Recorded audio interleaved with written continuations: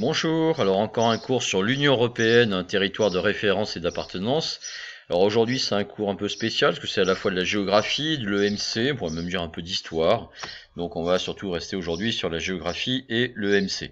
Alors nous allons vu que notre sujet c'est un territoire d'appartenance. Donc nous allons voir comment construire un sentiment d'appartenance au sein de l'Union européenne, qui pour l'instant est juste une union, pas encore un véritable État, et une union en construction.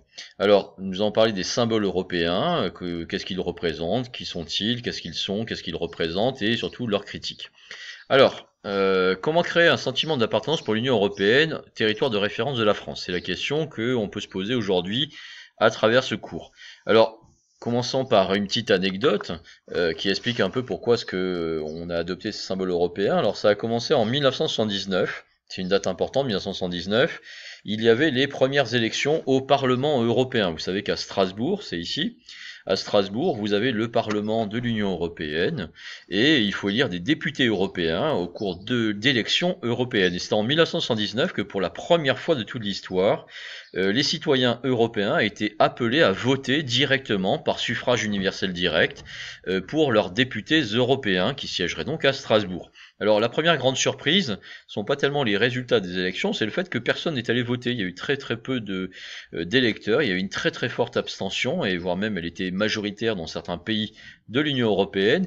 Et donc ça a posé question sur le sentiment d'appartenance, ou plutôt l'absence de sentiment d'appartenance à un territoire de référence, en l'occurrence l'Union européenne. Et une des réponses qui a été apportée à ce sentiment, cette absence de sentiment d'appartenance, c'était de créer des symboles communs qui seraient adoptés à la fois par les Polonais, les Français, les Belges, les Italiens, les Allemands. Et donc 1985, vous voyez une concordance des dates. 1985, il y a l'adoption des symboles de l'Europe.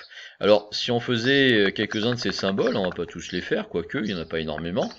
Vous connaissez peut-être déjà celui-là, qui est en fait le plus ancien. C'est le drapeau de l'Europe, le drapeau bleu avec 12 étoiles, qui a été créé en 1955, d'abord pour être le drapeau de la CECA. Vous regarderez vos cours d'histoire, il y a une petite vidéo sur ça. La CECA, c'est la Communauté européenne du charbon et de l'acier. C'est la première union européenne, la première institution européenne qui est apparue dans l'histoire. Donc la CECA est créée en 1950 et dès 1955, elle se dote d'un drapeau.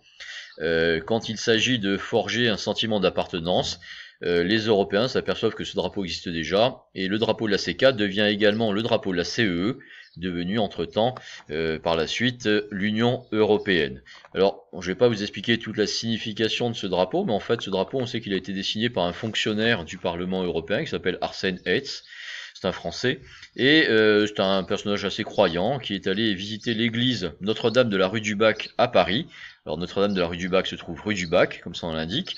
Alors c'est la Sainte Vierge est apparue rue du Bac au 19e siècle. On a construit une église au-dessus de ce lieu où était apparue la Sainte Vierge au 19e siècle. Et moi ce qui est intéressant, c'est si vous allez au fond de l'église, vous avez ce bâtiment. Alors, et regardez ici, le mur est entièrement bleu. Et juste au centre de ce mur bleu, vous avez une Sainte Vierge, je vous l'agrandis ici, et cette Sainte Vierge a 12 étoiles en cercle autour de la tête. Alors pourquoi 12 étoiles? Parce que Jésus avait 12 apôtres, à table ils étaient 13, c'est-à-dire lui plus ses 12 apôtres, c'est pour ça que vous avez 12 mois dans l'année, c'est pour ça que vous avez les 12 coups de minuit, etc. etc. Et donc il a été décidé, puisque désormais le chiffre 12 appartient, représente le symbole de la perfection, il a été décidé que le drapeau européen ressemblerait à celui-ci. Alors, pour la petite histoire, la source d'inspiration a été Notre-Dame du Bac, rue du Bac à Paris. Donc, le nombre d'étoiles ne correspond pas au nombre de pays. Au début, il y avait l'Europe des 6, mais dès le début, il y a 12 étoiles. Aujourd'hui, nous sommes l'Europe des 26 après le départ de la Grande-Bretagne. Il y aura bientôt un 27e, un 28e, un 30e État. Mais en tout cas, même si un jour l'Europe atteignait 50 États, eh bien, nous resterions à ce chiffre de 12 étoiles, qui est le symbole de la perfection, et le bleu qui a été choisi comme couleur de l'Europe. Donc ça, c'est le premier symbole européen. Donc 1985, le drapeau bleu à 12 étoiles devient le drapeau de toutes les institutions européennes. Alors, Ce qui est assez intéressant, c'est que toujours de voir les débats, sentiment d'appartenance n'est pas toujours partagé, donc il s'agit de voir l'adoption, la signification de ces symboles, mais aussi les critiques, et on s'aperçoit que en 2017, on était en pleine campagne électorale, le drapeau a été à plusieurs reprises contesté, alors notamment par la candidate du Front National Marine Le Pen, qui avait exigé que lors d'un débat télévisé, on enlève le drapeau européen qui se trouvait derrière, à côté du drapeau français. Elle avait accepté de participer au débat à condition qu'il n'y ait que le drapeau français. Et puis un peu plus tard, le 20 juin 2017, toujours, c'était Jean-Luc Mélenchon, candidat d'extrême gauche pour la France Insoumise, qui était rentré à l'Assemblée nationale, où depuis 2007 vous avez un drapeau européen, et il s'était mis à crier d'une voix très forte. Et franchement, est-ce qu'on est obligé de supporter ça? C'est la République, ici c'est pas la Sainte Vierge. Et il dit c'est pas la Sainte Vierge, vous avez compris qu'il y a une petite signification religieuse dans ce drapeau.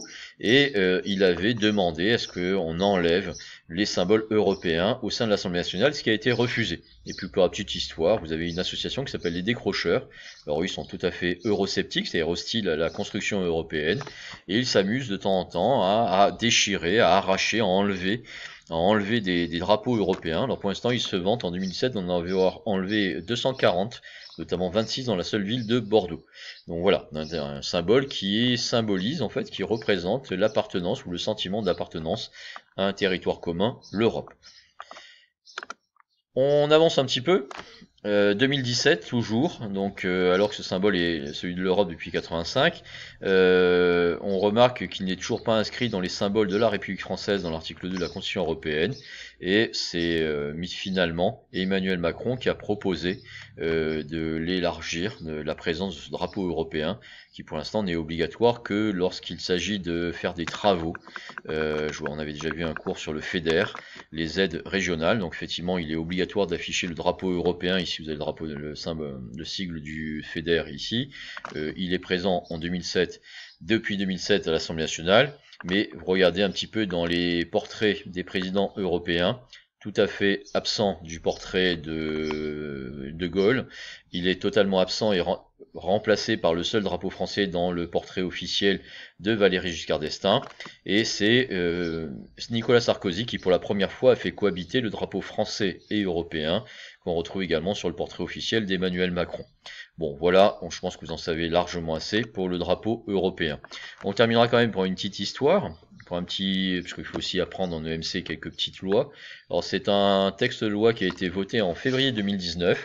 Les députés ont adopté, après l'avoir complété, un amendement d'Éric Ciotti, qui est un homme de droite, des Républicains, et qui disait que, je vous cite l'article, à côté du drapeau tricolore, bleu, blanc, rouge, le drapeau européen, c'est que les paroles du refrain de l'hymne national sont désormais obligatoires dans les salles de classe, dans tous les bâtiments des écoles primaires et secondaires, c'est-à-dire donc dans les écoles privées et publiques du collège, et également dans les lycées. C'est ce qui est prévu notamment. Mais c'est pas encore tout à fait appliqué, mais enfin le texte de loi ne date que de 2019, il faut voter les budgets et autres.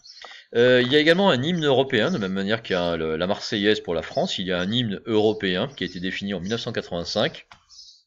Donc l'hymne européen, c'est une musique de Ludwig van Beethoven, la 9e symphonie, et un passage qui s'appelle l'hymne à la joie, qu'on appelle aussi l'ode à la joie.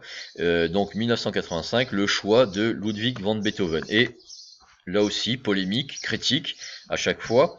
Le choix de Beethoven, bon évidemment c'est parce qu'il est un des plus grands auteurs et compositeurs du 19e siècle européen, et en 2017, là aussi pour imposer cet hymne et renforcer le sentiment d'appartenance, Emmanuel Macron, qui vient d'être élu, est en train de marcher très lentement sur l'esplanade du Louvre, il vient d'être élu, et à ce moment-là, il décide de faire jouer une musique pour l'accompagner. Cette musique, ce n'est pas la Marseillaise, elle sera jouée plus tard dans la soirée.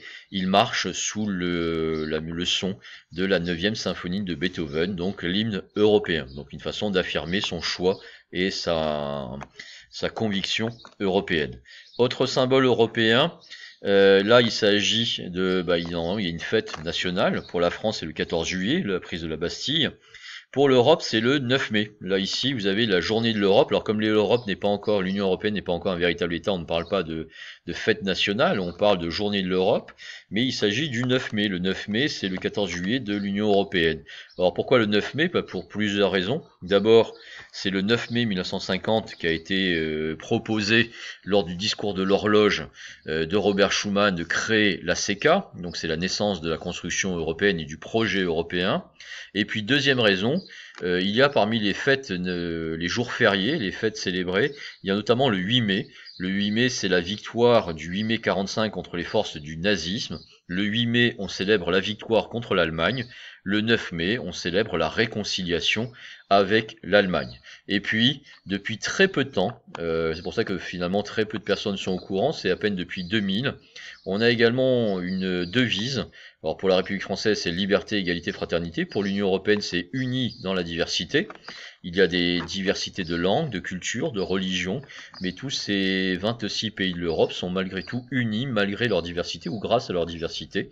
Et c'est été choisi par des collégiens, des lycéens qui ont fait toute une série de propositions. Et finalement, c'est au mémorial de Caen, qui célèbre le débarquement du 6 juin 44, que on a décidé d'adopter parmi des centaines d'autres projets la devise unis dans la diversité. Donc, vous avez une devise, unie dans la diversité, une journée de l'Europe, le 9 mai, un hymne européen, l'Ode à la joie ou l'hymne à la joie de Beethoven, et vous avez un drapeau européen, les 12 étoiles en cercle sur fond bleu. Voilà, vous en savez largement assez sur les symboles européens. S'il fallait retenir 3 idées, alors d'abord le sentiment qu'il y a un sentiment d'appartenance fragile et qui reste à construire vis-à-vis d'un territoire de référence qu'est l'Union européenne, forte abstention aux élections européennes, montée de l'euroscepticisme. Deuxième idée, une façon de construire ce sentiment d'appartenance et de limiter la fragilité, c'est notamment de construire des symboles communs qui ont été adoptés en 1985. Et malgré tout, on notera que la place de ces symboles est contestée, parce qu'ils sont jugés souvent concurrents des symboles nationaux, et on retiendra notamment l'intervention par exemple de Mélenchon en 2017 pour faire retirer le drapeau européen de l'Assemblée nationale, ce qui n'a pas été fait, et aujourd'hui encore, après 2017, ce drapeau va rester en place. Donc je vous remercie de m'avoir écouté. On se retrouve très bientôt pour un troisième chapitre sur l'Union européenne, un territoire de référence et d'appartenance. Je vous remercie de m'avoir écouté. Ne cherchez pas les histoires, c'est moi qui vous en trouve. À bientôt.